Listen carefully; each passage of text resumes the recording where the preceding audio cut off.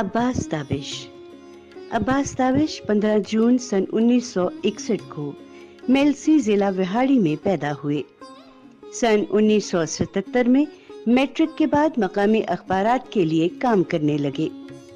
सन 1981 में प्राइवेट तौर पर एफए किया। रोजनामा जंग में मुलाजिमत इख्तियार कर ली। गवर्नमेंट कॉलेज लाहौर से एमए उर्दू करने के बाद बतौर लेक्चरर मुलाजमत का आगाज किया। गवर्नमेंट कॉलेज गुलबर्ग लाहौर के शोबे उर्दू के सरबराह रहे। अब्बास ताबिश अहद जदीद में उर्दू शायरी के इमाम तस्लीम किए गए। नॉर्वे, ऑस्ट्रेलिया, मस्कत, शारजा, बरतानिया, हिंदुस्तान और अमेरिका के मुतअद्दिद मुशायरों में धूम मचा चुके हैं। अब्बास ताबिश मजलिस-ए तरक्की अदब के सरबराह हैं। आदाब। पाकिस्तान टेलीविज़न के प्रोग्राम सदरंग में मैं आपका मेज़बान वजाहत मसूद आपकी खिदमत में हाजिर हूँ और आज हम एक बहुत ही यगाना रोज़गार शख्सियत से आपकी मुलाकात करवा रहे हैं। उर्दू शेर में बिलखसूस गज़ल में गुज़श्ता 4 दहाइयों से जो राज कर रहे हैं उनका इसमें ग्रामी है अब्बास ताबिश। असल तारुफ तो उनका अव्वल शायर आखिर शायर है, लेकिन वो उस्ताद भी हैं, वो मुंतज़िम भी हैं। उर्दू अदब की शिराज़ा बंदी में उन्होंने बहुत अहम किरदार अदा किया है। अब्बास साहब आदाब। आदाब। अब्बास साहब, आपने पंजाब में विहाड़ी के एक कस्बे मेलसी में आँख खोली। हम असर हैं, हम सब वो हैं जिन्होंने अयूब आमरियत में आँख खोली। एक अहद ख़त्म हो रहा था, एक नया अहद जन्म ले रहा था। बिल्कुल ठीक।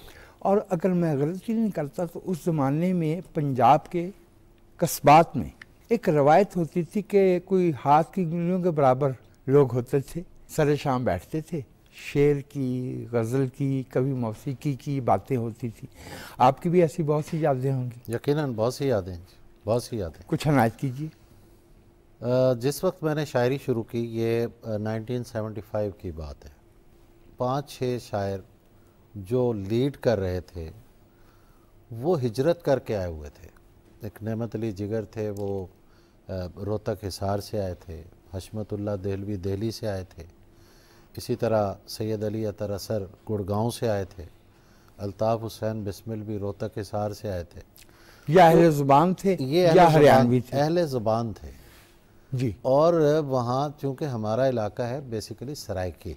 जी हाँ। लेकिन इन लोगों ने उर्दू की ऐसी एक परवरिश की, वहाँ ऐसा माहौल बनाया जिसमें मैंने शायरी शुरू की। और बहुत कम उम्री थी, आप तो मुश्किल से 14-15 बरस के होंगे। मैं 9th क्लास में था, वही 15-16 बरस का, जब मैंने शायरी शुरू की। फिर सबसे बड़ी बात यह है कि मेरे वालिद मोहतरम जो थे वो पढ़े लिखे नहीं थे, लेकिन बचपन से ही हमें एक लालच वो देते थे कि आज मैं तुम्हें टॉफ़ी लेके दूंगा, तुम ये यूसुफ ज़ुलेखा की जो पंजाबी में किताब है मौलवी अब्दुल सत्तार की, वो पढ़ के सुनाओ, इकबाल की बांगे दरा सुनाओ। फिर उन्हें लंबी लंबी दास्तानें याद थीं जो 6-6 महीने तक हम उनसे सुनते रहते थे। तो एक अच्छा माहौल था, घर का भी और बाहर का भी। मैट्रिक के बाद आप लाहौर तशरीफ़ लाए 81 में? मैं मैट्रिक के बाद मैंने एडमिशन लिया साहिवाल में 77 में। अच्छा। 77, 78, 79 ये एक साल हमारे कॉलेजेस बंद रहे थे। 77 में हंगामे? जी जी हाँ। तो वहाँ मैंने एडमिशन लिया और वो मेरा एक बड़ा यादगार दौर है। वहाँ की बहुत सी यादें हैं। सबसे पहली बात तो ये है कि मजीद अमजद को मैंने बहुत पसंद किया है, मुझे अब भी बहुत पसंद है। मैं नज़्म की तरफ नहीं गया, लेकिन मेरे रगो पै में मजीद अमजद जो है वो मौजूद है। तो मैं उनकी मोहब्बत में गया। मैंने सोचा कि वो तो नहीं है दुनिया में, चले मैं उस शहर को देखूं وہ اسٹیڈیم ہوٹل دیکھوں، وہ کیفے ڈی روز دیکھوں، وہ فرید ٹاؤن دیکھوں، وہ جوگی جو تھا جس کے ہوٹل میں اسٹیڈیم ہوٹل میں بیٹھتے تھے، جہاں نظمیں بہت سی انہوں نے لکھی اس حوالے سے وہ دیکھوں. وہ چیزیں تو میں نے دیکھی جا کے. لیکن افسوس کہ مجھے اس وقت کوئی ایسا بندہ نہیں ملا جو مجید امجد کے بارے میں جانتا ہوں. میں بڑے افسوس سے کہہ رہا ہوں کہ کئی شاعر تھے لیکن انہیں مجید امجد کا نہیں پتہ تھا. جاوید قریشی بھی جا چکے تھے. وہ جا چکے تھے سارے. صرف ایک شخصیت تھے، وہ ہمارے استاد تھے، اور ان سے ظاہر کلاس کی حد تک کی انٹریکشن تھا. پروفیسر قیوم صبا، وہ ایک بڑی شخصیت کے طور پہ ابھرے بھی، اور مجید امجد پر میں سمجھتا ہوں کہ وہ اتھارٹی تھے اس وقت. آپ نے کیا خوبصورت جملہ کہا کہ مجید امجد میرے رگ و پے میں دوڑتے تھے. مجید امجد تو بھائی پوسٹ انڈیپینڈنس جو شاعری ہے اس کے رگ و پے میں دوڑتے. بالکل صحیح. انہیں تسلیم کرنے میں تاخیر ہوئی ہے، وہ ہماری کوتاہی ہے، اجتماعی کوتاہی ہے، لیکن مجید امجد نے تو اپنا کام کیا، بہت بڑا کام کیا، بہت بڑا کام کیا. اور ایسی گوشہ نشینی اور ایسی عظمت نشینی، ایسی عقب نشینی کے ساتھ، اس کا صحیح معنوں میں کہ بھئی کوئی پذیرائی کی یا داد خواہی کی کوئی خواہش سے بے نیاز خالص شعر کی دنیا میں زندگی گزار دی. تو یہ جو آپ کا مختصر سا عرصہ صحافت میں لاہور میں گزرا، میں نے آپ کو تب جانا تھا. جی. ہوتا یہ تھا کہ منو بھائی کالم لکھتے تھے روزنامہ جنگ میں، اور ان کے کالم کا ایک خاصہ یہ تھا کہ عین بیچوں بیچ پہ ایک چوک تھا، جی، اور اس میں 2 اشعار بالکل ٹھیک وہ رکھ دیتے تھے. کبھی وہ جاوید شاہین ہوتے تھے. ایک دفعہ آپ کے 2 اشعار تھے. ایک میں صرف جسے کہنا چاہیے باز آفرینی اس لطف کی، جو ایک کم عمری میں ایک اچھے شاعر سے تعارف ہو گیا. چاند کا پتھر باندھ کے تن سے اتری منظر خواب میں چپ، چڑیاں دور سدھار گئیں اور ڈوب گئی تالاب میں چپ. یہ منو بھائی نے اپنے کالم میں آپ کے یہ مجھے یاد ہے کہ 2 اشعار. منو بھائی کی محبت مجھے حاصل رہی وہاں. جی. روزنامہ جنگ میں پروف ریڈر کے طور پہ گیا تھا. جی جی. اور میں نے بہت کوشش کی کہ میں سب ایڈیٹر بن جاؤں. میں نے سفارشیں بھی بہت کروائیں، لیکن عطر مسعود مرحوم انہوں نے کہا کہ تم سب ایڈیٹر نہیں بن سکتے، آج کے بعد اگر تم سفارش کراؤ گے تو میں نکال دوں گا یہاں سے. آج میں سوچتا ہوں انہوں نے مجھ پہ یہ احسان کیا تھا. ایک رات میں پروف ریڈنگ میں بیٹھے بیٹھے رات کو مجھے اونگ آ گئی، اور یوں میں نے ٹیبل پہ تھوڑا سا اونگ گیا. میں وہ آئے، انہوں نے میرا بازو کھینچا سے کہ ڈیوٹی پہ ہو، کیا کر رہے ہو. That was the turning point of my life. اس کے بعد اگلے دن میں نے بی اے کی کتابیں خریدیں، بی اے کیا، اور جس دن میرا گورنمنٹ کالج لاہور میں ایڈمیشن ہوا میں جنگ کی سیڑھیاں اتر آیا. اس کے بعد میں آج تک وہ سیڑھیاں نہیں چڑھا. بعد میں ان سے بڑی دوستی رہی. جی ہاں، فرینڈ شپ رہی فیس بک پہ، اور بڑا تو وہ ذکر بھی کرتے تھے. میں کہتا ہوں آپ محسن ہیں میرے، آپ نے یہ اچھا کیا میرے ساتھ، ورنہ میں بھی آج کوئی ایک بے روزگار صحافی کے طور پہ بیٹھا ہوتا. میں نے عباس تابش آپ کی ریاضت دیکھ رکھی. میں گواہ ہوں، چونکہ ایک ہی زمانے میں ہماری بہت گہری شناسائی نہیں تھی، لیکن ہمیں معلوم تھا کہ آپ پی نیو ہاسٹل میں ہیں، میں بھی نیو ہاسٹل میں رہتا تھا. آپ کے خیال میں شاعر کے لیے واردات درون چاہیے، زبان کا علم چاہیے، لغت چاہیے، موزوں طبع چاہیے، لیکن یہ جو ریاض ہے اس کی کیا اہمیت ہے؟ چونکہ میں نے آپ کو عرق ریزی کرتے ہوئے دیکھا ہے، اردو روایتی یعنی کلاسکس کو پڑھتے ہوئے بھی اور خود مشق سخن کرتے ہوئے بھی. تو ریاضت کی کیا اہمیت ہے، یہ خاص طور سے ہمارے نوجوانوں کے لیے آپ جو فرمائیں گے وہ رہنمائی؟ میں یہ پہلے بھی عرض کرتا رہتا ہوں، دیکھیے فنون لطیفہ میں کوئی بھی فن ہے نا وہ سیکھا جاتا ہے۔ واہ واہ۔ ہمارے کئی دوست ہیں موسیقی میں بھی دلچسپی رکھتے ہیں، شاعری میں بھی رکھتے ہیں۔ موسیقی میں وہ جا کے کسی سے سیکھتے ہیں، شاعری میں کہتے ہیں نہیں الہام ہوتا ہے، مشورہ دیتے ہیں کتاب مت پڑھو کسی کا اثر آ جائے گا۔ خیر دیکھیے بات یہ ہے کہ ہم کوئی بھی کام شروع کرتے ہیں نا، مثلا ڈرائیونگ میں نے سیکھی تو شروع میں میرے بازوؤں میں درد ہونے لگا، پھر میں پریکٹس سے لمبی ڈرائیونگ کے بعد مجھے لگا کہ میں نے یہ جاگ کے نہیں شاید سو کے ڈرائیونگ کی ہے۔ اصل میں پریکٹس یا ریاضت جو ہے وہ ہمارے ریفلیکسز ڈیولپ کر دیتی ہے۔ کیا اچھی بات ہے، اور دوبارہ فرمائیے جی کہ ریاضت ریفلیکسز ہمارے ڈیولپ ہو جاتے ہیں اس سے۔ میں بعض اوقات سو جاتا ہوں، رات کو 2 بجے 3 بجے مجھے شاعری جگا دیتی ہے، وہ میرے ریفلیکسز مجھے جگاتے ہیں آٹو سسٹم پہ۔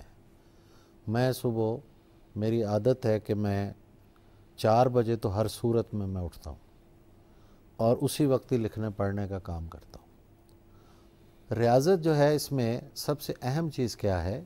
شعر کا کرافٹ ہے۔ ریاضت کا مطلب یہ نہیں ہے کہ آپ بغیر سیکھے جو ہے وہ گاڑی چلائیں گے تو جا کے ایکسیڈنٹ ہی کریں گے۔ شاعری میں بھی یہی ہوتا ہے، بغیر سیکھے جو لوگ کرتے ہیں وہ یہی کام کرتے ہیں، اور آئے دن ان کے شہید جسم سلامت اٹھائے جاتے ہیں۔ جی تو وہ کرافٹ جو ہے اسے اس کی ریاضت ہوتی ہے، یہ اس لمحے کی تیاری ہوتی ہے جسے ہم آمد کہتے ہیں کہ بھی شعر کہنے کا موڈ بن گیا ہے، شعر اترے گا، شعر کہیں گے ہم، لیکن ہماری پہلے تیاری پوری ہے کہ ہم نے مصرع کیسا کہنا ہے، جو کہا ہوا ہے وہ نہیں کہنا، جو کہا ہوا ہے اس سے بہتر کیسے کہنا ہے، جو کہا ہوا ہے اس سے الگ کیسے کہنا ہے، جو کہا ہوا ہے اسے پرسنلائز کر کے کیسے بات کرنی ہے، یہ ہمیں ریاضت سکھاتی ہے۔ اور ہماری نئی نسل میں افسوس کے ساتھ اس کا بہت فقدان ہے۔ میں تو جہاں بھی بیٹھتا ہوں یہی کہتا ہوں بچوں کو، پہلی بات یہ ہے کہ آپ پڑھیں، جی کلاسکس کو پڑھیں۔ بالکل۔ لانگ جمپ کے لیے کھڑے کھڑے ہم لانگ جمپ نہیں لگا سکتے، ہمیں بہت پیچھے جا کے بھاگنا پڑتا ہے پھر ہم لانگ جمپ لگاتے ہیں۔ ہمارے بہت سے خدشات بھی ہوتے ہیں کہ روایت پڑھنے سے ہمارے بہت سے لوگ جو ہیں وہ روایت کے جنگل میں گم ہو گئے، انہیں واپسی کا راستہ نہیں ملا، یہ ایک اندیشہ ہوتا ہے۔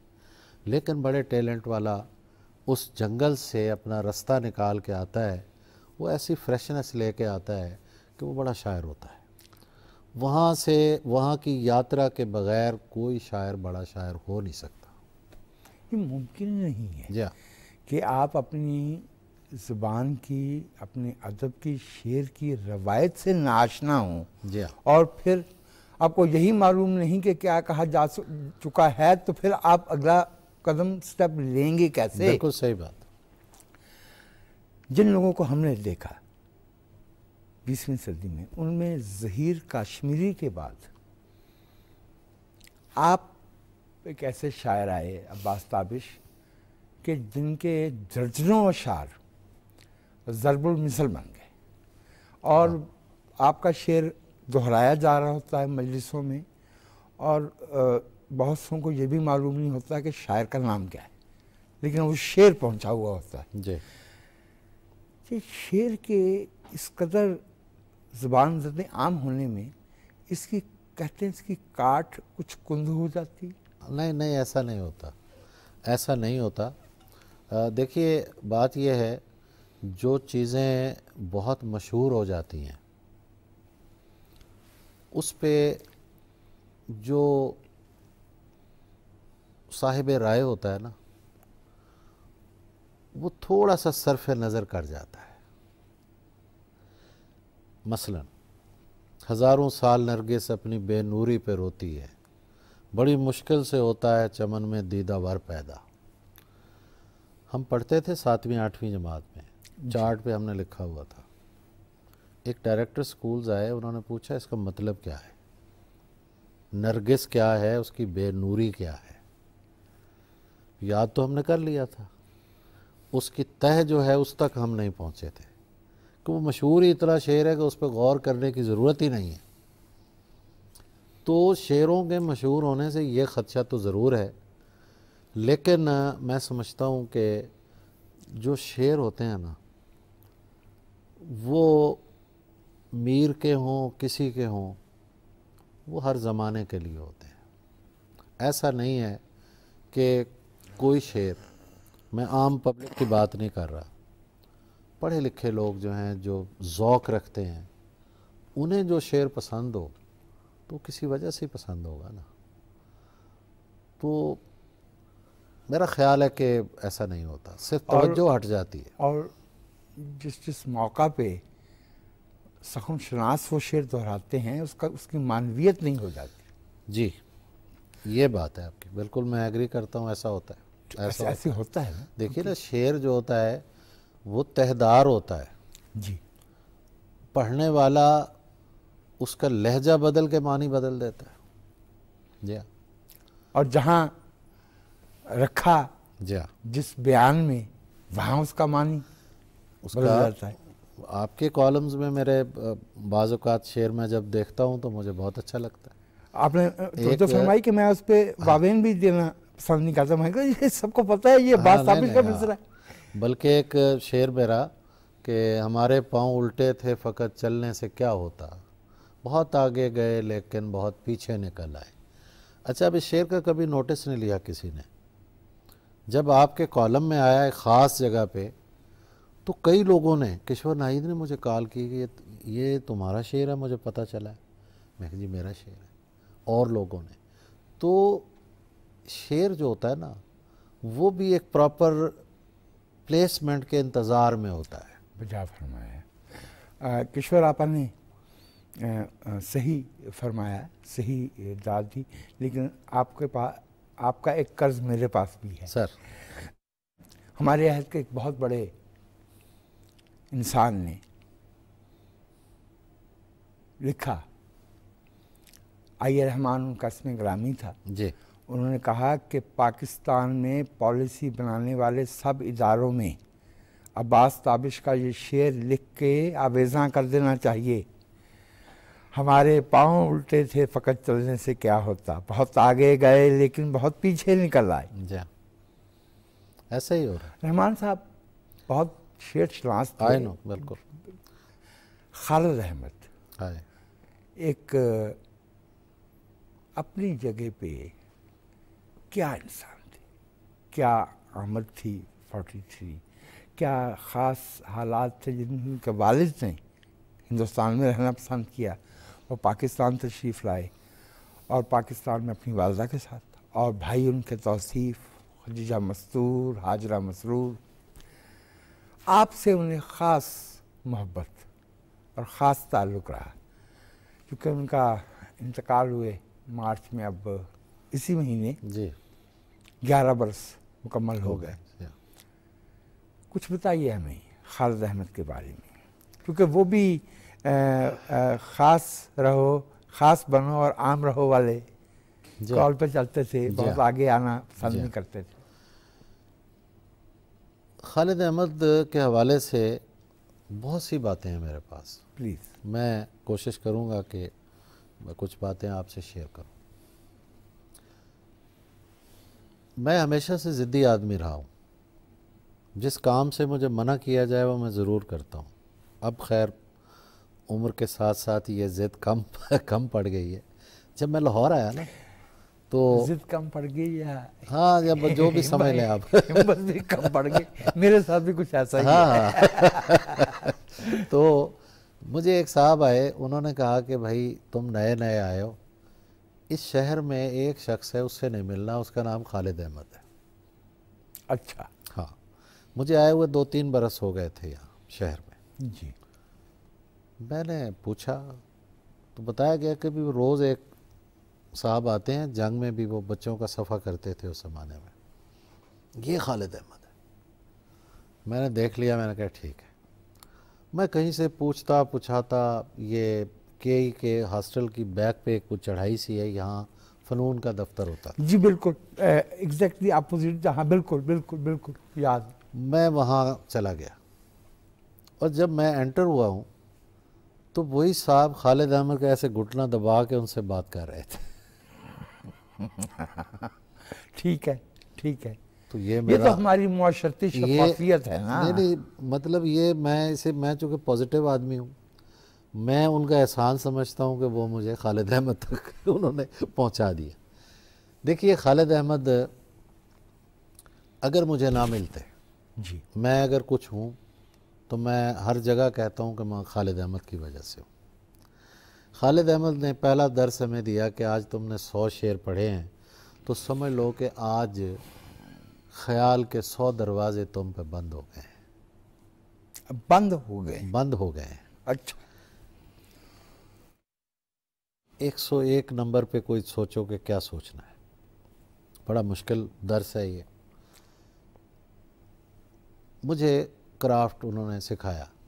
ایک چھوٹا سا واقعہ، میں گیا ایک غزل نسبت روڈ پہ ایک ہوٹل پہ بیٹھے ہوئے ہیں، تو ایک شعر کا مصرع اولا تھا، کہتے یار یہ مزہ نہیں آیا، کچھ اور سوچو۔ میں نے کچھ سوچ کے ایک اور مصرع لگایا، کہتا نہیں بنی بات، اور سوچو۔ اب میں نے اور دماغ پہ وہ سارا زور دیا اور سوچ لیا کہ اب یہ کہیں گے نا نہیں بنی تو میں معذرت کر لوں گا۔ جب وہ مصرع میں نے سنایا، کہنے لگے یار تھوڑی تھوڑی بن گئی گل جی، ایک باری اور کوشش کر لو نا تو پہنچ جائے گا۔ تو یعنی یہ اس بندے کے سکھانے اور بڑھانے کے طریقہ تھا۔ جب میں نے چوتھا مصرع لگایا تو کہنے لگے کہ دوسرے مصرے میں پہلے مصرے کی بات موجود ہے اور بات آگے بڑھی ہے، ان دو کی تیسرے میں بڑھی ہے، اور چوتھے میں جو ہے وہ پچھلے سارے مصرے موجود ہیں۔ کرافٹ یہ ہے کہ آپ شعر پر لیبر کریں لیکن پڑھنے والے کو لیبر محسوس نہ ہو۔ واہ واہ۔ اور وہ رودکی کی بات بتایا کرتے تھے کہ رودکی کا ایک قول ہے، وہ کہتا ہے کہ جو مصرے کہنے میں میرے دن سیاہ اور راتیں سفید ہو گئیں، لوگوں نے سنا تو انہوں نے کہا واہ کیا آمد کے مصرے ہیں۔ تو بھائی یہ خالد احمد ہے جس نے ہمیں واہ واہ واہ واہ واہ، یتیم کر دیا۔ آپ محنت کریں، ارک ریزی کریں، لیکن اس سے پسینے کی بول نہیں آنی چاہیے۔ یس بالکل بالکل بالکل، یہی قصہ تھا۔ ہمیں عباس تابش یہاں پہ کہا جا رہا ہے کہ ایک انٹرول کے لیے جانا ہے۔ ٹھیک ہے سر۔ ناظرین، پاکستان ٹیلی ویژن کے پروگرام صدرنگ میں ہم گفتگو کر رہے ہیں اہل حاضر میں اردو ادب کے بہت بڑے صف اول کے شاعر عباس تابش صاحب سے۔ ہم ایک وقفے کے بعد دوبارہ حاضر ہوتے ہیں۔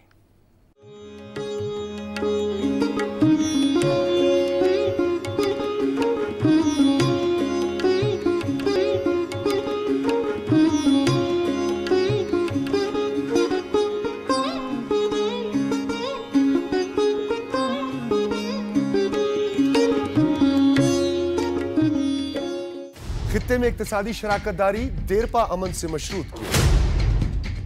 ہندوتوا کے نشے میں دھت سیکولر بھارت کا کیا ہوگا؟ کیا معاشی گرداب سے نکلنے کا واحد راستہ چارٹر آف اکانومی ہے؟ اقتدار کی سیاست کے لیے ریاست نشانے پر کیوں؟ ان پیچیدہ معاملات اور ان محرکات کو جاننے کے لیے بحیثیت قوم ہم سب کو مل کر سوچنا ہوگا۔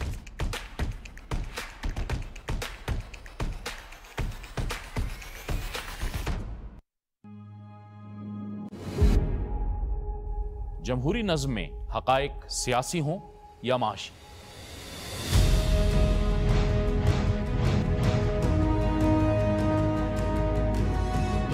لازم ہے کہ دستور کی حد بندیاں ہوں تاکہ جمہوری اداروں پر عوام کا اعتماد برقرار رہ سکے۔ मुल्क को दरपेश चैलेंजेस से निपटने के लिए कौमी वहदत जरूरी है।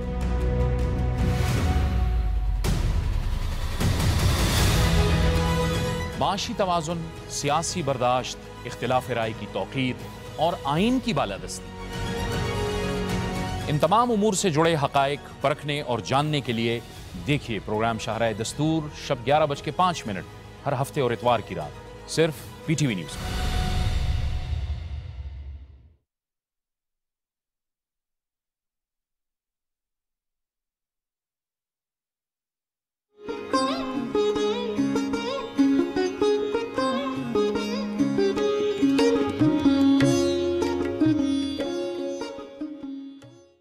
पाकिस्तान टेलीविज़न के प्रोग्राम सदरंग में मैं आपको फिर से खुशामदीद कहता हूं और हम गुफ्तगू कर रहे हैं मुमताज़ उर्दू शायर मोहतरम अब्बास ताबिश से।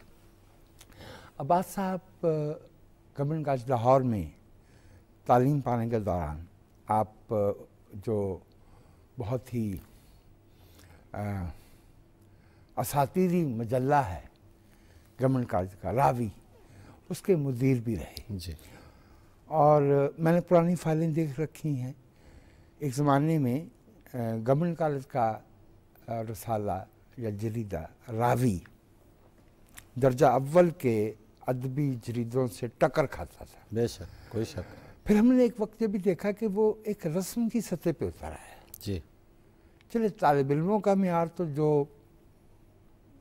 जैसा होना था वो तालिब इल्म होते हैं, लेकिन ओवरऑल एक मैंने पर्चा कम से कम ज़रूर ऐसा देखा जिस पे मेरी मायूसी की हद थी। और जिस शख्स के बारे में वो था वो उर्दू अदब के मोहसिनों में से एक मोहम्मद हुसैन आज़ाद अच्छा। पे जो नंबर था वो मुदर्रसाना गफलत की हद था रावी के वो। हालांकि वहीं से हमने 100 साला नंबर भी देख रखा है। जी जी जी। 125 साला नंबर बड़े नंबर हैं जी। रावी की एक पूरी रिवायत है। पूरी की एक रिवायत है। हाँ जी।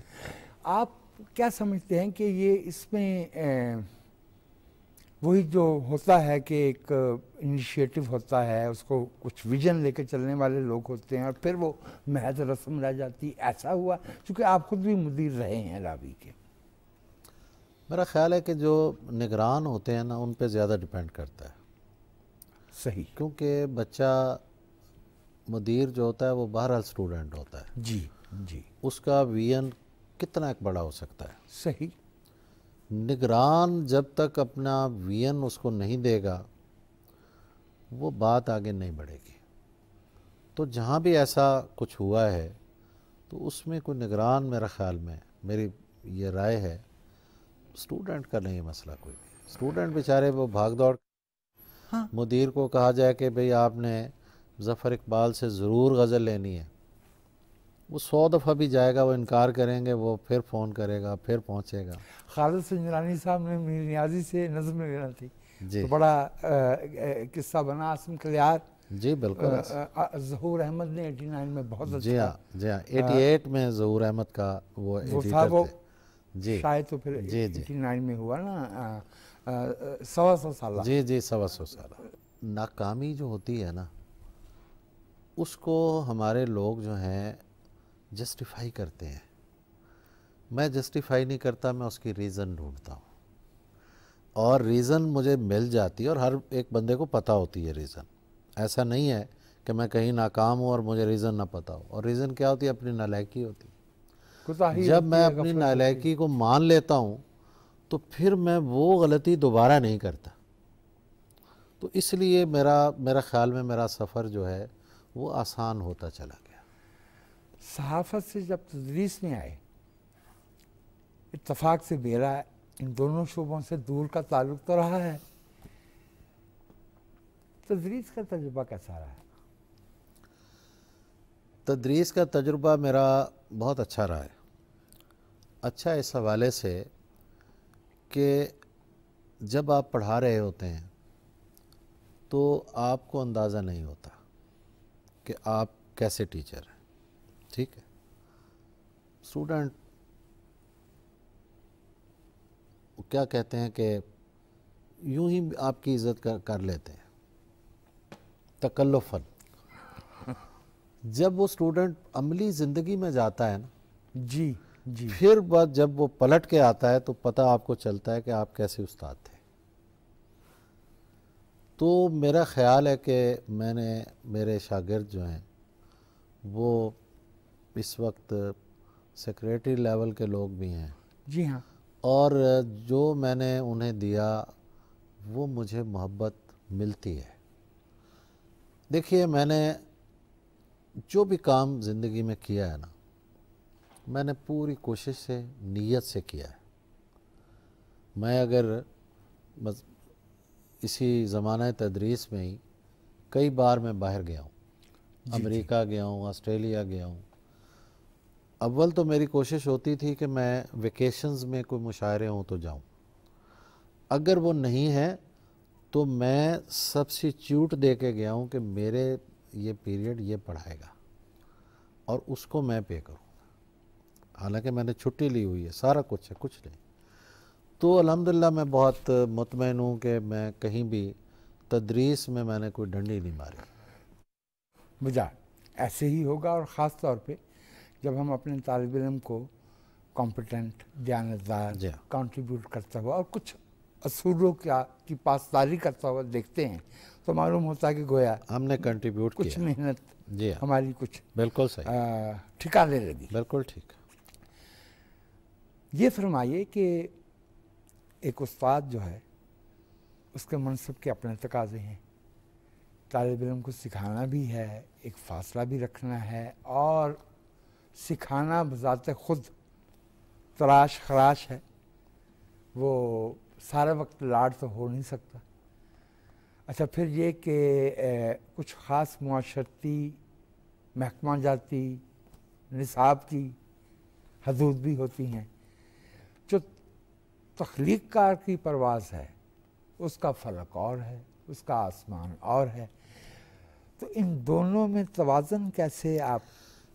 کوشش میں نے بہت کی ہے، کیونکہ ہمارا نصاب جو ہے نا جی، ہم اکثر کہتے ہیں نا ہم کیسے ترقی کریں گے. جی ہمارا نصاب جب تک ٹھیک نہیں ہوگا ہم نہیں کر سکتے. میں ایک چھوٹی سی بات آپ کے توسط سے، جی فرمائیے.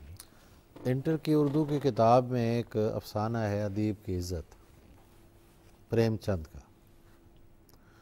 اس میں ایک شاعر ہے جو گھر بیگم کو کہتا ہے کہ یہ جو کتاب میں لکھ رہا ہوں اس کے بعد اتنی رائلٹی آئے گی کہ حالات ہمارے بدل جائیں گے. وہ ادھار لیتے آئے، خود بھی، بیوی بھی، کھانے کا نہیں ہے، چائے کے پیسے نہیں ہیں. ایک دن کوئی رئیس بلاتا ہے تو وہ بڑا خوش ہوتا ہے، باہر نکلتا ہے اور جتنے پیسے لینے والے ہیں اس کے قرض خواہ ہیں انہیں کہتا ہے آج رئیس نے بلایا اور میں بڑی ترقی کرنے والا ہوں. وہاں بھی اس کی عزت نہیں ہوتی. اس افسانے سے ہم کیا درس دینا چاہ رہے ہیں کہ ہمارا لکھنے والا جو ہے وہ ایک بے عمل آدمی ہے، وہ شاعری یا افسانے کے علاوہ کوئی کام اور نہیں کرتا، وہ گھر ٹھیک نہیں چلاتا، وہ لوگوں سے ادھار لیتا ہے. یہ چیزیں ہم بچوں کو پڑھا رہے ہیں. ہم اپنے ہیروز کی جب تک عزت بچوں کے ذہن میں نہیں ڈالیں گے کیسے ہم ترقی کریں گے. جو اردو ہے وہ لازمی تو ہمارے ہاں انٹر تک پڑھائی جاتی ہے، جی ہاں، 12ویں تک، اور میں نے وہ نصاب دیکھا ہے. وہ اس خیال سے مرتب کیا گیا ہے کہ اردو ادب کی کوئی نفاست، کوئی باریکی، کوئی خوشبو طالب علم تک نہیں پہنچتی. بالکل ٹھیک بات ہے، ایگریڈ. اس کو پڑھ کے بچہ صرف ادب سے، زبان سے، اردو سے بیزار ہو سکتا ہے. اور اس کے مقابلے میں جو این اس سے پچھلا تھا 73 74 تک جو پڑھایا جا رہا تھا ایف اے لیول میں، وہ بھی لازمی ہی تھا. جناب اس میں شورت بخاری اور انجم رومانی بھی شامل تھے، بالکل تھے، بالکل صحیح مختار بات. صدیقی بھی شامل تھے، بالکل بعض تھے. یافتہ اس میں تھی.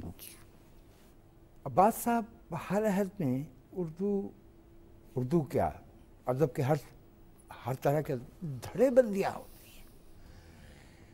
یہ فرمائیے کہ ان دھڑے بندیوں سے ادب کو فائدہ پہنچتا یا نقصان؟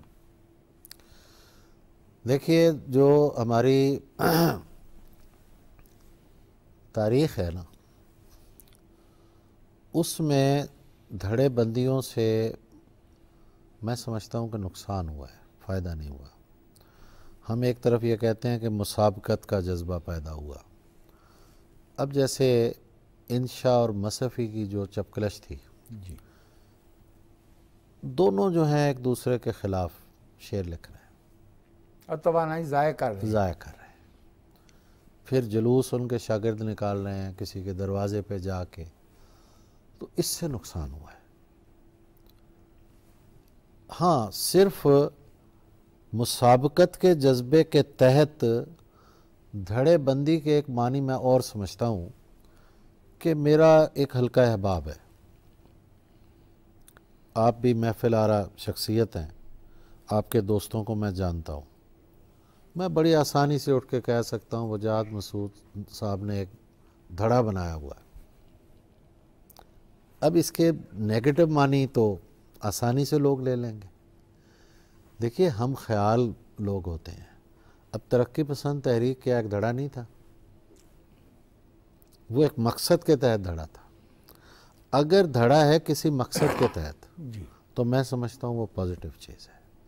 اگر وہ ہے تخریب کے لیے کہ کس کو کس طرح گرانا ہے، یا جو ہمارے دھڑے میں ہے اس کو وہ بڑھانا ہے ہاں، یس میرٹ کے اگینسٹ، یس۔ بھلے وہ اس پہ پورا اترے یا نہیں۔ اصل میں ہمارے ہاں جو ہے نا، اب تو خیر دھڑے بندی، میرا خیال ہے کہ ہر بندہ ہی اپنے آپ کو ایک دھڑا سمجھتا ہے۔ یہ بھی زمانہ آ گیا ہے، کوئی کسی کے ساتھ نہیں، بس کہ میرے علاوہ کوئی نہیں ہے۔ یہ رویہ جو ہے میں سمجھتا ہوں اس نے ایک پولوٹیڈ کر دیا ہے ماحول کو۔ جو لوگ ہوتے ہیں نا، پہلے یہ چیزیں چھپی رہتی تھیں، آلودہ کر دیا۔ آلودہ کر دیا ہے، یہ چیزیں چھپی رہتی تھی۔ اب جب ایک کوئی صاحب اٹھ کے صبح کوئی ایک سٹیٹس لگا دیتے ہیں تو لوگ سوچتے ہوں گے نا، یار یہ شاعر ادیب ہیں، یہ کیا لکھ رہے ہیں۔ یہ چیزیں ان سے میں سمجھتا ہوں کہ نقصان ہو رہا ہے، فائدہ نہیں ہو رہا۔ ہم نے اس کی اچھی مثالیں بھی دیکھ رکھی ہیں۔ مثلا ابن انشا اپنے ہر تیسرے کالم میں جمیل الدین علی صاحب کا گڈا باندھتے تھے، ہاں، لیکن محبت ہے، ایک طریقے سے چل رہے ہوتے تھے۔ اور بھی سارق صاحب کی تاج النجیب آبادی، جی بالکل صحیح ہے، لیکن بالکل اس میں شخصی احترام کوئی اس میں جو ہے وہ دیکھیے اختلاف اچھی چیز ہے، لیکن اسے ذاتی نہیں سمجھنا چاہیے۔ ایک شعر میں آپ کو سناتا ہوں، بسم اللہ۔ ثناء اللہ ظہیر کا شعر ہے، وہ کہتا ہے کہ میں دے رہا ہوں تو میں خود سے اختلاف کا حق، یہ اختلاف کا حق ہے مخالفت کا نہیں۔ واہ واہ واہ، پھر پڑھیے۔ میں دے رہا ہوں تو میں خود سے اختلاف کا حق، یہ اختلاف کا حق ہے مخالفت کا نہیں۔ جی ہاں، اناد نہیں ہے، اناد نہیں ہے، اس میں اناد نہیں ہے۔ اناد نہیں۔ بھئی دیکھیں، میں کسی کو شاعر اچھا نہیں لگتا تو اس کی رائے میں اس کا احترام کرتا ہوں۔ اگر کوئی کہے کہ بھائی اس کا چہرہ ہی اچھا نہیں لگتا تو میں تو خیر اس کا بھی ایک حل سوچا ہوا ہے کہ بھائی اچھا نہیں لگتا تو یہ تمہارا پرابلم ہے، میرا تو نہیں ہے نا یار۔ تم دوسری طرح منہ کر لو۔ نہیں، سر میں یہ سمجھتا ہوں کہ دیکھیے، ادب کی یا کسی فنون عالیہ کی سب سے بڑی خوبی ہی یہ ہے کہ ان کی کوئی سفارش نہیں ہوتی، نہیں ہوتی نسلوں کا امتحان ہے۔ اب کون سی میر کی لابی بیٹھی ہے، کوئی نہیں، غالب کی کون سی لابی بیٹھی ہے، کوئی لابی نہیں۔ اور اگر وہ ہمیں تیر کی طرح سے آ کے لگتا ہے اور وہ ہمارے بدلتے ہوئے حالات میں وہ شعر جو ہے وہ نئی معنویت اختیار کرتا ہے اور اس کی تازہ کاری۔ بلکہ میں یہاں تھوڑی سی بات ایڈ کروں گا کہ لابی جو ہوتی ہے نا، اس کا نقصان ہی ہوتا ہے۔ مثلا ابراہیم ذوق کوئی چھوٹا شاعر نہیں ہے، بالکل نہیں۔ جتنی زبان کی صفائی اور جو چیز اس کے ہاں ہے بہت کم لوگوں کے ہاں ہے، لیکن جو ساتھ کے لوگ تھے، شہ کا مصاحب ہونا، اب وہ مصاحب بھی نہیں تھے، کیا تھے؟ قصیدے سب نے لکھے ہیں، استاد تھے۔ اب چیزیں جو اسٹیبلش ہو جاتی ہیں وہ لابی کرتی ہے نا اسٹیبلش، جی ہاں، وہ چیزیں جو نہیں تھیں وہ اسٹیبلش کر دی، اور جو تھیں وہ دب گئیں۔ اب میں پچھلے دنوں ذوق کے قصائد پڑھ رہا تھا تو میں کہتا ہوں یار یہ کون پڑھتا ہے، کیا بڑا شاعر ہے۔ تو یہ چیزیں جو ہوتی ہیں یہ دیر میں ان کا نقصان ہوتا ہے، فائدہ نہیں ہوتا۔ اگلے روز غالباً 2 دن پہلے ہم 2 ڈھلتی عمر کے لوگ بیٹھے تھے، تو کچھ سیاسی معاملات پہ بات ہو رہی تھی، تو میں نے ان سے کہا کہ جاتے ہوائے شوق میں ہیں اس چمن سے ذوق، ہائے ہائے، اپنی بلا سے بعد ثواب کبھی چلے۔ ایسا ہی ہے۔ عباس صاحب، آپ سے جو گفتگو ہے جیسے وہ تو کلیشے ہو جائے گا نا، کوزے میں دریا سمندر، لیکن آپ سے گفتگو ایک نشست میں موضوعات مکمل نہیں ہو پاتے، تو ہم نے سوچا کہ اس کو اگلی نشست پہ لے جاتے ہیں۔ ناظرین، یہ پہلا حصہ ہے ہمارا عباس تابش صاحب کے ساتھ گفتگو کا۔ ہم اگلے حصے کے ساتھ پھر سے حاضر ہوں گے پاکستان ٹیلی ویژن کے پروگرام سدرنگ میں۔ اس وقت آپ وجاہت منصور کو اجازت دیں۔